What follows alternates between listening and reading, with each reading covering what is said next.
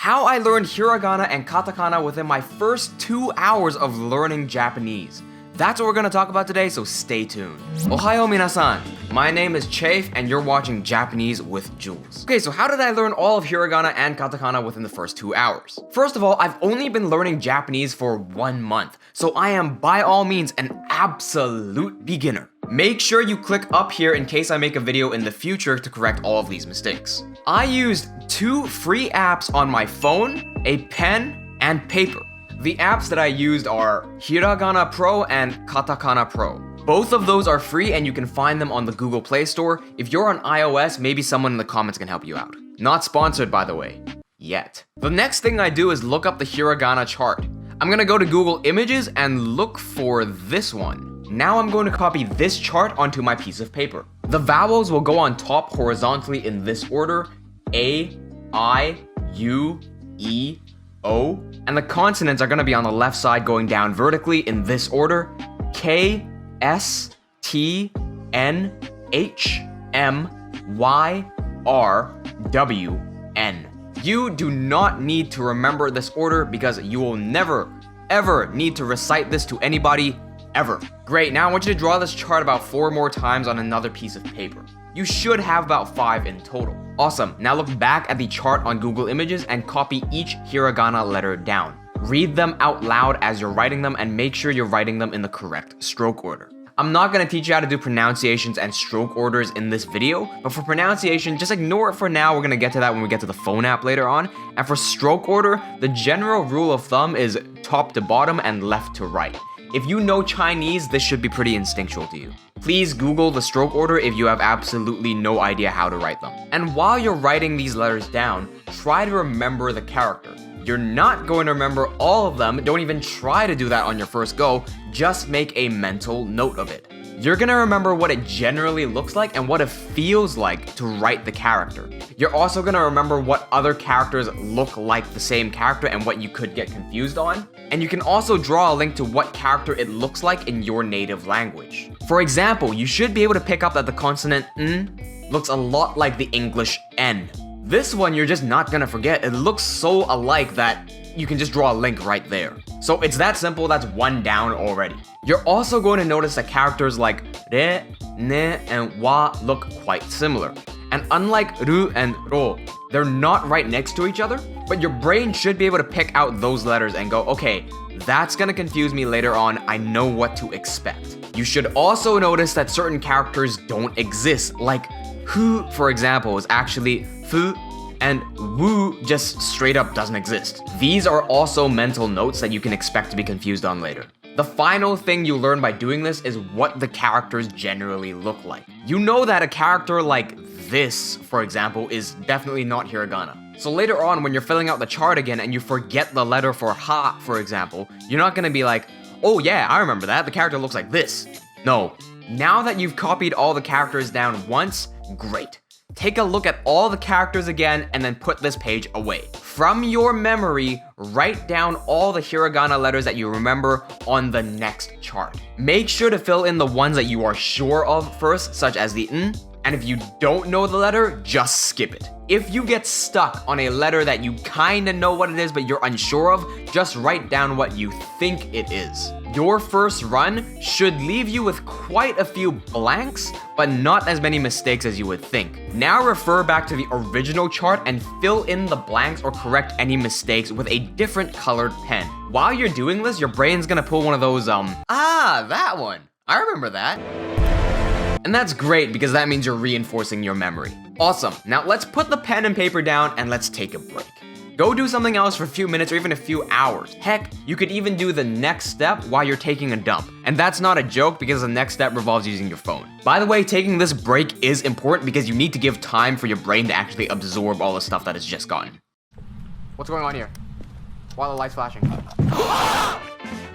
Hey, if you're looking for something to do during your break, why not check out the main channel, Team WNJ. We play all sorts of games, whether it's Ark Knights, Minecraft, or whatever we find fun. We also create animations where we try to tell our very own stories. So if that interests you, click the top right icon and I'll see you there as well. Anyway, back to this. Okay, so fire up the Hiragana Pro app and it should look something like this. What? Oh my god, that's thick. You can hit the little play button in the center and it's gonna show you a hiragana letter as well as 3 possible options in English letters. All you have to do is hit the correct letter. Now I want you to go through the entire app and go through every single hiragana letter. It should take you about 30 to 45 minutes. And it doesn't matter if you don't get it done in one bathroom session, just complete it after you've done your business. Now at first, typically you're gonna be reading the English letter first before you read the hiragana letter, and that's okay. The goal is to build our knowledge to a point where we don't look at the hiragana letter A and associate that with the English letter A. We want to look at A and have that just register as A. Just like how for a Japanese speaker trying to learn English, the letter I in English has to register as I instead of I. To build this habit, use your thumb to cover up the bottom 3 options over here. This way you can only read the hiragana letter, so read out the hiragana letter first, then choose the answer. You will need some practice before you can get them 100% correct, but that's okay because practice makes perfect. And by the way, when you're going through this app, you're gonna realize how few mistakes you're actually gonna make. This app just makes learning hiragana so much easier. Okay, so now you've spent about 1.5 hours learning hiragana, meaning there's only 30 minutes left. But at this point, if you've gone through the entire app and filled out those charts, you already know hiragana. You wanna test it out? Great, let's grab our 3rd page and fill it out from memory. This time, actually try to get as many correct as possible. If you make any mistakes, that's okay. Complete the chart first, then find out what mistakes you make, fix them, and then fill out the 4th page. If you don't make any mistakes, perfect. By now, most, if not all, of the mistakes should have been called out. If you are still making a few mistakes, they should be the same recurring letters that you're forgetting, so try hard to get those specific letters to stick to your brain. Whatever method you want to use should work for you. The most important thing is that at the end of the day, you should be able to fill out the chart with 100% correctness just from memory. Once you're able to do that, stop touching hiragana for the entire day.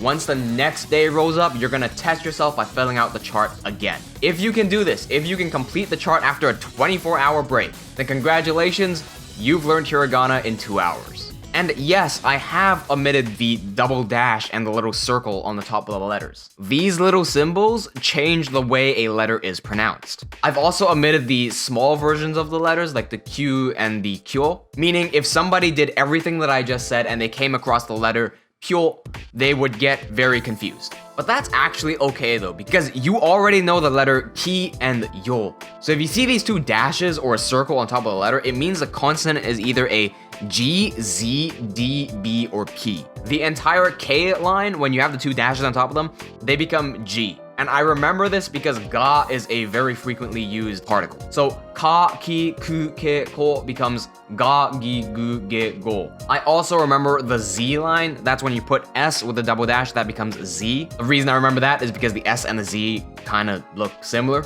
and they also get pronounced similarly. So sa, shi, su, se, so become za, ji, zu, ze, and zo. Oh, and here's one more. If it has a circle on top of it, it can only be P. So pa, pi, pu, pe, po. So for D and B, for some reason, my brain just does not want to pick up on them. So what I do is I just take random guesses. For example, when I see the letter ho with a 2 dash on top of it, when I first started, I didn't know whether that was do or bo. If you want to brute force yourself to remember that, go ahead. That might be smarter. But for me, I just took guesses and it's either a do or a bo. Eventually, after enough guesses, you're gonna figure out that it's actually bo. If you do want to try to memorize that, the D line is associated with T. So if you have a T word with a double dash on it, like ta, chi, tsu, te, to, with the double dash, that becomes da, ji, zu, de, do. And for the B line, it goes from H with a double dash to B. Ha, hi, pu, he, ho with double dash becomes ba, bi, bu, be, bo. Again, remember what you can, and you can literally take random guesses and your brain will eventually get it. And for like the small letters, this should be even easier. Just stick them to the big letter.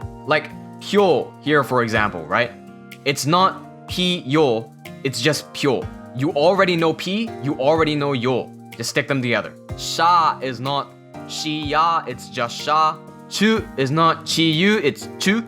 And really, that all just boils down to practice. There's not much to memorize there. Like, you don't have to memorize anything. If you know the two individual letters, just stick them together. Oh, and by the way, the background footage that you've been seeing of me writing stuff down is me actually trying to remember my katakana, because I haven't used katakana in so long, I've forgotten a whole bunch of it. This was what my katakana looked like in the beginning of this recording, and 34 minutes later, I kid you not, 34 minutes later, this is what it looks like now. I recorded the entire process of me going through all the steps that I've just said, but of course I already know katakana, so I just have to relearn it. And within 34 minutes, I go from this to this. Now it's your turn to go spend 2 hours learning hiragana and come back to read this message. No, really, you will be able to come back in 2 hours and be able to read this just fine. But if you want to know what it means, go check the comments and somebody should be able to translate it for you. またね